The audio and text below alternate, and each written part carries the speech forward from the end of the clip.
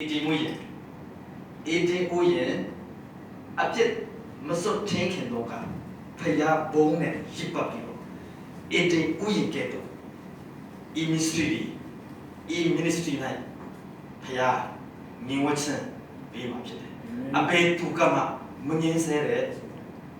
ministry ဖြစ်တယ်ယေရှုနာမနဲ့ကောင်းချီးပေးတယ်အားလုံးလည်းခုတ်ကြည့်ကြအောင်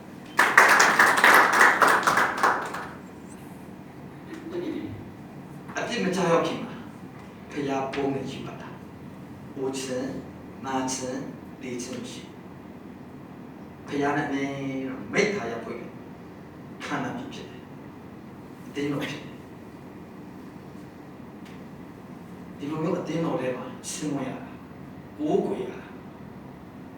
ဖယားရဲ့နှလုံးသားဖြစ်တယ်အာမင်အာမင်ဒီဖယားရဲ့နှလုံးသားထဲမှာတင်ကြောက်တာတင်ကံကောင်းတယ်ဘယ်တော့ခါမှဖယားသခင်မျက်မှောက်တော်ထဲကမခွာနိုင်ဖယားသခင်လူနေတာများတာမကြည့်သူရဲ့မျက်မှောက်တော်ထဲနဲ့ငါနဲ့သူတွေ့ခံတယ်ဒါလည်းစိတ်စားဖယားဖြစ်တယ်ဟာလေလုယာအာမင်မသူတွေ့ခံခြင်းလဲဖယားနဲ့ဟောတာဖယားနဲ့ခံစားနေတာအခုအသက်အရွယ်က30အောင်ပြီပဲအားလုံးကကျွန်တော်90နဲ့